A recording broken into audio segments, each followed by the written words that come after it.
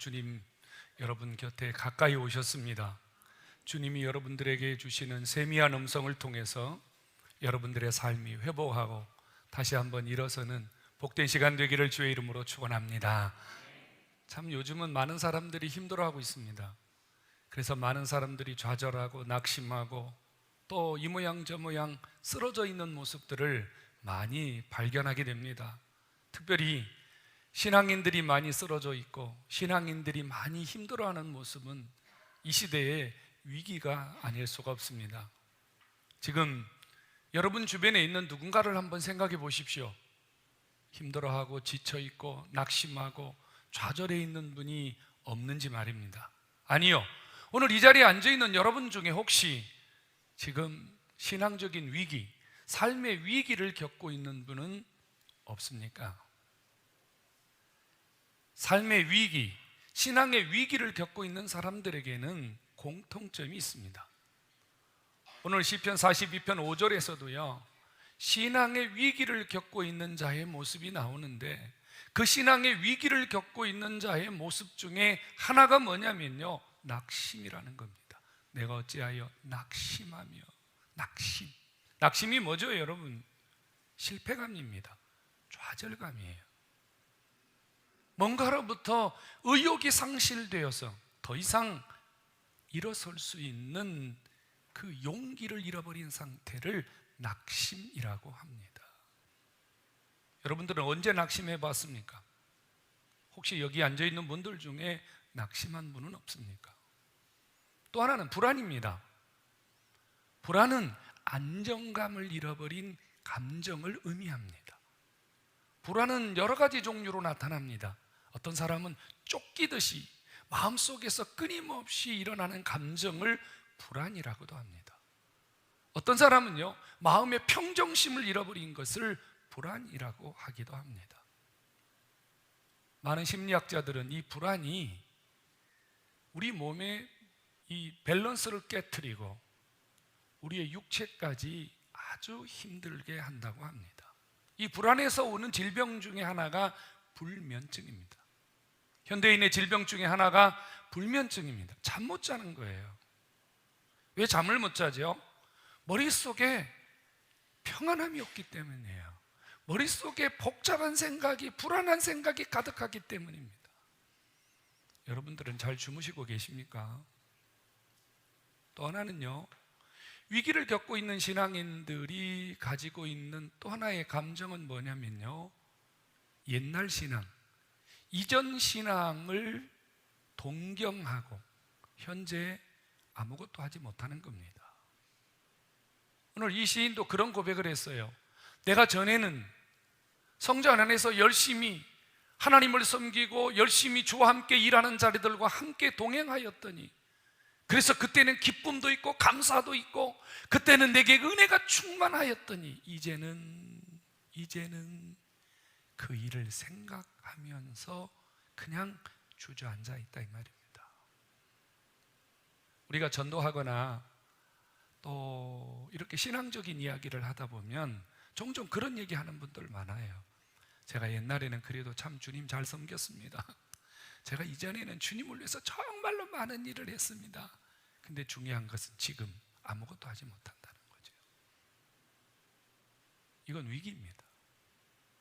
이런 위기의 신앙은 계속되면 신앙을 잃어버리게 됩니다. 신앙을 잃어버리게 된다면 어떻게 되겠습니까? 하나님과의 문제가 생기겠죠. 하나님과의 문제가 생긴다면 여전히 삶은 더 깊은 수렁에 빠질 수밖에 없습니다. 회복해야 됩니다. 일어나야 됩니다. 위기에서 탈출하는 것이 신앙이고 위기에서 탈출하는 것이 신앙인들만이 갖고 있는 특성입니다. 오늘 예배하는 여러분, 현재 위기를 겪고 있다면 이 위기에서 오늘 이 말씀을 통해서 모두 다 탈출할 수 있기를 주의 이름으로 축원합니다. 오늘 내가 위기를 겪고 있지 않다고 할지라도 우리에게는 살면서 그 위기의 순간이 올 수밖에 없거든요. 이 말씀을 기억하시고, 만일 여러분들에게 위기의 순간이 온다면 이 말씀을 통해서 언젠가는 다시 한번 여러분도 새 힘을 얻을 수 있는 이런 양식이 되기를 주의 이름으로 축원합니다. 오늘 시편 기자가요, 우리에게 위기 탈출의 비결을 가르쳐 줍니다. 그런데요, 이 시편 42편 위에 보면요, 뭐라고 써 있냐면 이렇게 써 있어요. 고라 자손의 마스길, 이렇게 써 있습니다. 고라 자손의 마스길. 그러니까 고라 자손이 부른 시라 그 말이에요. 이 42편에 대해서는 분분한 설이 많이 있어요. 다윗이 압살롬에게 쫓겨다니면서 그때 고난받으면서 하나님 앞에 부르짖었던 시다, 이렇게 말하는 사람도 있고요. 여러 가지 학설이 많은데 중요한 것은 성경이 기록한 대로 그냥 보시면 돼요. 고라 자손의 마스길. 여러분, 고라 자손이 누구죠? 고라 자손이 누구냐면요, 레위의 증손입니다. 그리고 성막을 관리하던 고핫 자손의 손자들입니다. 이 고라 자손은 모세의 사촌이기도 합니다. 그런데 이 고라라는 사람이 모세를 반역했어요. 왜 너만 지도자 하냐? 왜 너만 똑똑한 척 하냐? 우리 중에도 너와 대등하고 너와 같은 지도력을 가지고 일할 수 있는 사람들이 있다. 고라가 사람들을 모아가지고 모세를 대적하기 시작했습니다. 족장 250명, 그리고 그를 따르는 수많은 무리들이 고라를 중심으로 모세를 반역하기 위해서 한 장소에 모였습니다. 그때 하나님은 모세를 반역하기 위해서 모인 고라를 중심한 그 많은 사람들이 모여있는 장소에 땅을 열었습니다. 그리고 그들을 그대로 땅속에 집어넣고 주님이 생매장을 하셨습니다. 그리고 모세를 반역하기 위해서 앞장섰던 족장 250명은 사람들이 보는 앞에서 불을 태워서 화형을 시켰습니다. 끔찍한 일입니다. 여러분, 이거 상상도 할 수 없는 일입니다. 그게 바로 고라입니다. 그런데 그 반역에 고라의 세 아들이 가담하지 않았습니다. 어찌된 영문인지는 성경이 정확하게 밝히고 있지 않습니다만, 고라의 세 아들이 살아남아서 한 아이는 성전 문지기를 했고, 한 아이는 찬양대를 했고, 한 아이는 성전에서 요리를 담당했습니다. 바로 그 후손들이 바로 고라 자손입니다. 여러분, 이 고라 자손의 후예들을 한번 생각해 보십시오. 그들의 조상들이 하나님을 반역하고 지도자를 반역하다가 한꺼번에 떼죽음을 당했습니다. 사람들은 그 후손들을 바라보는 시선이 곱지 않았습니다. 그 고라의 후손들은 늘 가슴속에 부담을 안고 살았습니다. 사람들이 나를 어찌 볼까? 잘 되면, 아니 저 녀석들이 왜 이렇게 잘 되는 거야? 이렇게 바라봤고요. 그들이 힘들고 지칠 때는 그러면 그렇지, 사람들은 이렇게 그들을 바라보았습니다. 그러니 늘 이 고라 자손들은 잘 되어도 안 되어도, 비가 와도 눈이 와도 늘 마음속에 신앙적인 부담, 신앙적인 괴로움이 떠나지 않았습니다. 고라 자손도 살아야 되잖아요. 고라 자손도 그런 위기에서 일어나야 되잖아요. 여기에 마스길 이렇게 써 있어요. 마스길이라는 말이 무슨 뜻이냐면요, 깨닫다라는 뜻입니다. 깨달았다 그 말입니다. 뭘 깨달았어요?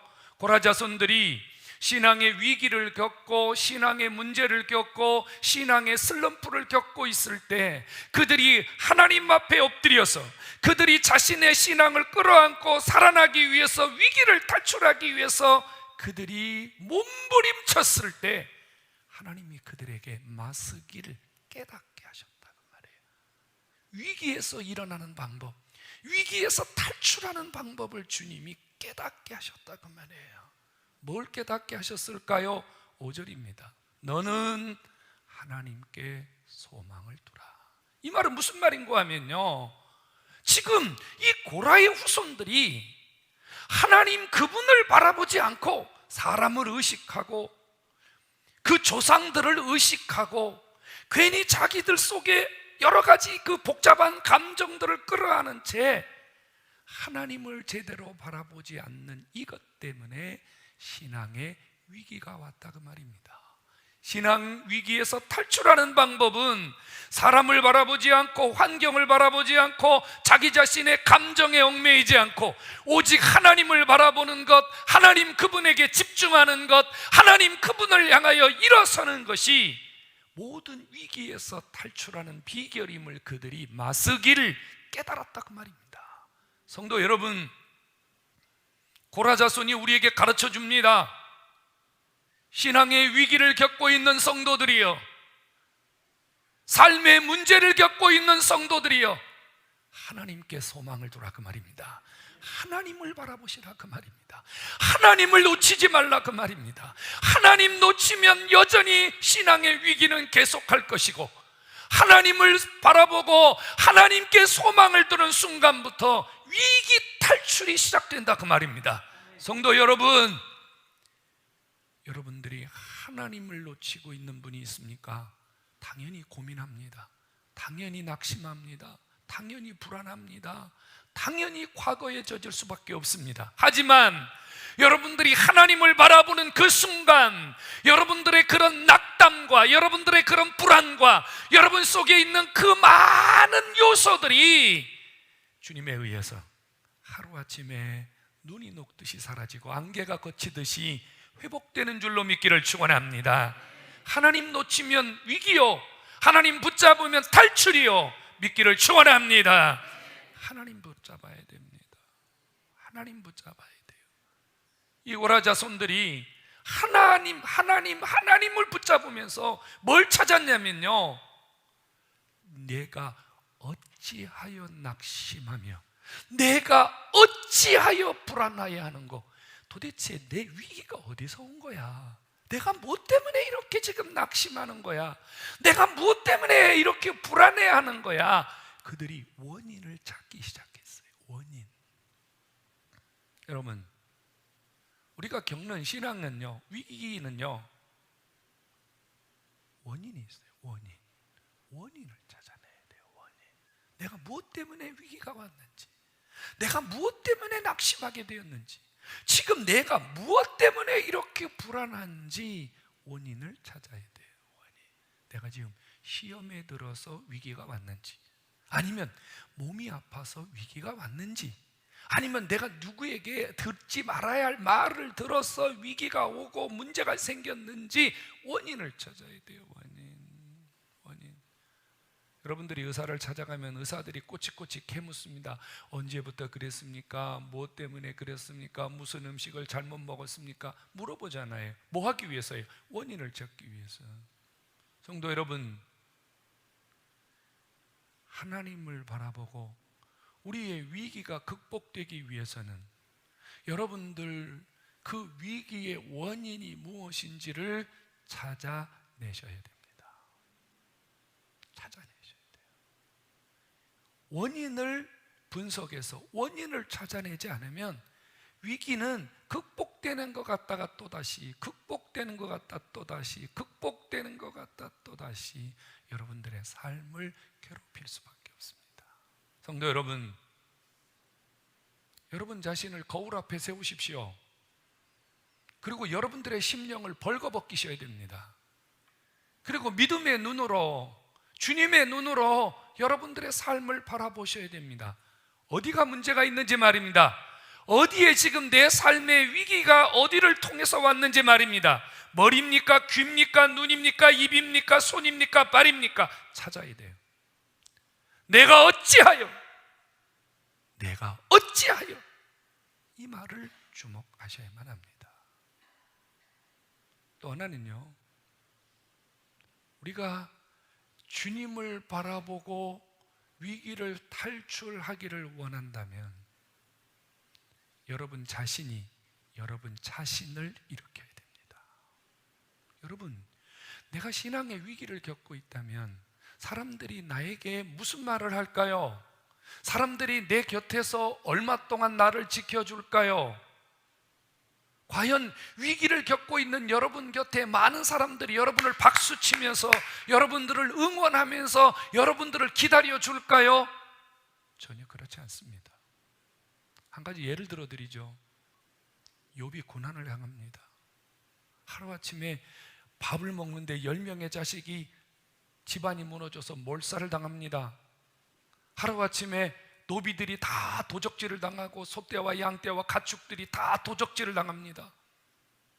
하루아침에 온몸이 악창이 나면서 기와장으로 자기 몸을 긁어야 될 만큼의 고통이 찾아왔습니다. 그때 여러분, 그의 곁에 누가 있었는지 압니까? 아무도 없었습니다. 그의 부인은 욥을 향해서 이렇게 말했습니다. 네가 믿는 하나님을 저주하고 빨리 죽는 게 좋겠다. 그에게는 아주 친한 친구 셋이 있었습니다. 그의 친구들은 한결같이 욥을 향해 이렇게 말했습니다. 너는 무슨 죄를 졌는지 빨리 하나님께 회개해라. 내가 평소에 너를 믿음 좋은 줄 알았더니 알고 보니까 너는 외식장이었구나. 너는 문제가 많은 사람이었구나. 또 한 명의 친구는요, 하나님은 너를 버렸다. 그러니 이제 포기해라. 여러분, 위기를 겪을 때 나를 지켜줄 사람, 나를 일으켜줄 사람, 나를 끝까지 붙들어줄 사람은 아무도 없습니다. 그래서 오늘 이 고라자손은 뭘 깨달았냐면요, 내 영혼아, 내 영혼아, 자기를 향하여 호소하고 있습니다. 너는 하나님을 바라보라. 너가 누굽니까? 고라자손이 말하는 너는 누구입니까? 저기 있는 너가 아니고요, 자기를 향해서 말하고 있는 겁니다. 내 영혼아, 너는 하나님께 소망을 둬야 된다. 이렇게 말하고 있습니다. 성도 여러분, 누군가 나를 일으켜 줄 기라고 기대하지 마세요. 그런 사람 없습니다. 위기 때 고라자손은 자기가 자기를 일으켜야 된다는 사실을 깨달았습니다. 성도 여러분, 오늘 주님이 여러분들을 향하여 촉구하고 계십니다. 너가 너를 일으켜야 된다, 그 말입니다. 내가 나를 일으킬 때, 그때 누가 나를 도우시냐면요, 마누라가 돕는 게 아니고, 남편이 돕는 게 아니고, 친구가 돕는 게 아니고요, 주님이 오셔서 도와주는 거 믿으시기 바랍니다. 내가 나를 일으키려고 할 때, 그때 성령께서 내 안에서 이전에 갖지 않았던 용기와 이전에 깨닫지 못했던 은혜를 부어주고 계시는 거예요. 고라는 그걸 깨달았어요. 고라는 내가 나를 살려야 되는구나. 내가 나를 살려야 되는구나. 여러분, 정말 그렇습니다. 제가 60이 넘었는데요, 신앙생활하면서 12살 때 집에서 쫓겨났거든요. 신앙생활한다고 매 맞고 쫓겨나고. 정말로요, 목사님, 집사님, 전도사님, 권사님, 정말로 위기의 순간, 정말 곤고할 때는요, 우리 곁에 아무도 없습니다. 주님밖에 없어요. 여러분, 이걸 명심하셔야 됩니다. 이걸 명심하셔야 돼요. 내가 나를 세우지 않으면, 내가 나를 일으키지 않으면, 내가 내 영혼아, 너는 하나님을 바라보고 일어서라. 너가 하나님을 바라보고 일어서지 않으면 너를 도울 자가 없다는 이 사실 앞에 주의 손을 붙들고 우리가 일어서지 않으면 아무도 나를 건질 자가 없다는 사실을 명심하시고, 여러분 자신을 향하여 격려하시고, 여러분 자신을 응원하시고, 여러분 자신에게 용기를 주셔서 일어서는, 위기를 극복하는 하나님의 사람으로 다시 한번 세워지는 이런 삶이 여러분에게 있기를 주의 이름으로 축원합니다. 이긴 자가 찬송하게 됩니다. 이긴 자가 찬송하게 돼요. 여러분, 진자도 찬송하거든요. 진자는 무슨 찬송하는 줄 아십니까? 진자가 부르는 찬송하고 이긴 자가 부르는 찬송이 달라요, 여러분. 이겨내지 못하고 좌절하고 낙심하고 쓰러진 자가 부르는 찬양하고요, 이기고 극복하고 세워지는 자가 부르는 찬송이 다릅니다. 달라요, 여러분. 응? 여러분들의 입에서 무슨 찬송이 나옵니까? 고라는 이렇게 말합니다.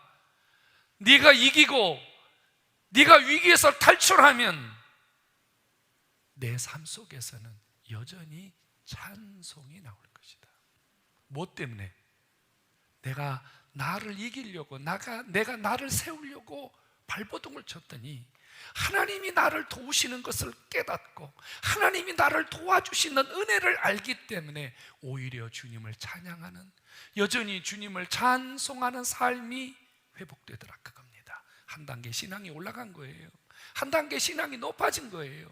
성도 여러분, 이긴 자가 부르는 찬양, 극복하는 자가 부르는 찬양, 여러분들의 삶 속에 끊임없이 일어날 수 있기를 주의 이름으로 축원합니다. 지금은 위기의 시간입니다. 코로나가 우리를 얼마나 힘들게 하는지 모릅니다. 지난 한 주간 정부는 교회를 향하여 이런저런 많은 제약들을 발표했습니다. 발표하자 많은 그리스도인들이 주저앉았습니다. 여기저기서 많은 목사님들이 이거 어떻게 해야 됩니까? 이거 어떻게 해야 됩니까? 여러분, 지금은 위기의 시간입니다. 지금은 교회가 겪는 위기의 시간이고 국가가 겪는 위기의 시간이고 우리 개인이 겪는 신앙의 위기의 시간입니다.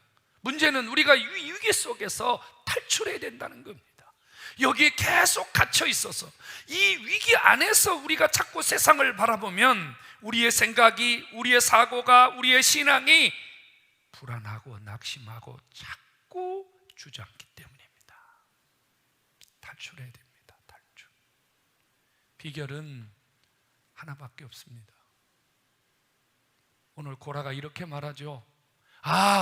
하나님께 소망을 두는 것이 탈출하는 방법이구나, 그걸 깨달았어요. 그래서 그들이 어떻게 하나님을 찾았냐면요, 사슴이 시냇물을 찾기에 갈급함같이 주여 내 영혼이 주를 찾기에 갈급하나이다, 이렇게 고백하거든요. 우리가 지금 어떻게 하나님을 찾아야 되냐면요, 사슴이 시냇물을 찾기에 갈급함같이 여러분들이 지금 주님을 그런 심령으로 찾아야 위기가 이겨지고 우리 삶이 회복되고 하나님이 이 시대적인 위기에서 우리를 건져주시는 줄로 믿으시기를 축원합니다. 동물학자들이 이런 이야기를 합니다. 사슴이요, 목이 마르면 눈에 뵈는 게 없대요. 사슴은 목이 마르면 눈에 뵈는 게 없답니다. 그저 물이 있는 곳이라면 전력 질주로 그것만 바라보고 뛴다 그럽니다. 얼마나 무지막지하게 뛰는지 그 사슴을 막을 수 있는 방법이 없다 그럽니다.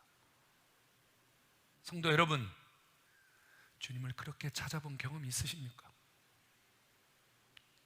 생명 걸고 목숨 걸고 전력 질주해서 내가 주님 찾아야 되겠다, 내가 주님에게 달려가야 되겠다, 내가 주님 그분 한 번 만나야 되겠다, 이렇게 살아본 적이 있습니까?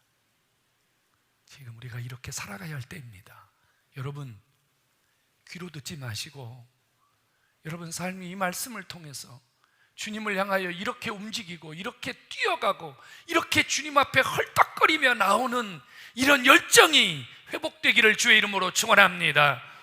여러분, 주님을 향하여 목숨 걸고 올인하는 성도를 주님이 어찌 막으시겠습니까? 그에게 어찌 하나님이 그의 삶을 긍휼히 여기지 아니하시겠습니까? 탕자가 모든 걸 다 버리고 아버지 집을 향해서 두 손 들고 오는데 어찌 아버지가 그를 내치겠습니까? 그럴 아버지는 없어요. 육신의 아비도 그럴 아비가 없어요. 설마 하나님 아버지께서 하나님 살려주세요, 하나님 살려주세요, 하나님 살려주세요 라고 주 앞에 나오는데 어찌 주님이 여러분을 거절하시겠습니까?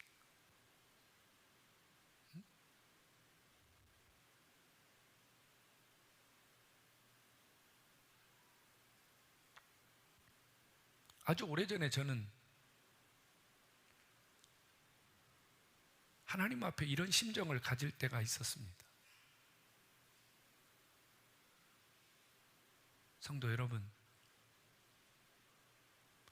하나님이요, 우리가 정말로 주를 향하여 아무것도 바라보지 않고 전력질주하면요,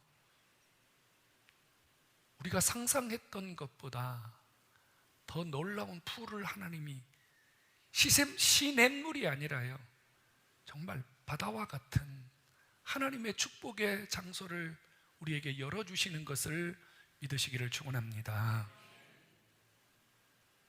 우리가 지금 이 시대에 그런 아버지의 은혜를 좀 받아야 돼요. 그래야 우리가 일어서서 주님을 담대히 섬길 수가 있거든요. 여러분, 주변의 소리에 너무 민감하지 마십시오. 주변의 소리에 너무 민감하지 마세요. 이 사람 얘기 듣고 주저앉고, 저 사람 얘기 듣고 주저앉고, 이 사람 얘기 듣고 귀가 솔깃하고, 저 사람 얘기 듣고 귀가 솔깃하고, 제발 그러지 마세요. 세상의 소리는 우리에게 별 도움이 안 됩니다.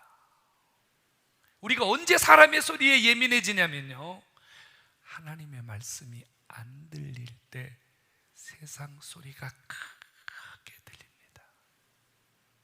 우리가 하나님 말씀이 우리 속에요 잘 들려지고, 하나님의 소리가 우리 속에서 나를 붙들고 있을 때는요, 세상의 소리가 그렇게 잘 안 들려요. 여러분, 성도 여러분, 기억하십시오. 위기의 순간에 주님은 내 곁에 가까이 계시다는 사실 말입니다. 가까이 계십니다. 주님 이런 말씀하신 거 기억하시죠? 내 손이 짧아서 너희를 구원하지 못함이 아니다. 내가 눈이 없어서 너를 보지 못함도 아니다. 내가 돈이 없어서 너희들에게 공급하지 못함도 아니다. 주님은 기다리시는 거예요. 내가 주님을 바라보고 사슴이 시냇물을 찾듯이 주님을 향해서 전력질주하여 위기의 순간을 탈출하기를 기다리고 계시는 겁니다. 내 삶에 가까이 계시는 주님, 내가 생각했던 것보다 더 가까이 계시는 그 주님을 매일매일 체험할 수 있기를 주의 이름으로 축원합니다. 여러분, 하루에 10분만 주님 앞에 나아가 보십시오. 하루에 10분만 주님 앞에 조용히 나아가서 주님만 바라보시고 주님에게 한번 집중해 보십시오. 세상의 소리는 작게 들릴 것이고, 하나님이 여러분들에게 주시는 그 음성이 크게 들려서 여러분들의 모든 위기가, 여러분들의 모든 삶의 지침이 매일매일 회복되는 기적이 일어나게 될 줄로 믿습니다. 10분입니다. 10분입니다, 여러분. 하루에 10분 내가 주 앞에 무릎 꿇어서 내 삶이 일어날 수만 있다면 꿇어야 되지 않겠습니까? 꿇어야 되지 않겠습니까? 위기는 여러분들이 하루에 10분 하나님 앞에 무릎 꿇을 때 다 사라지고 하나님의 역사가 있음을 믿으시기를 축원합니다.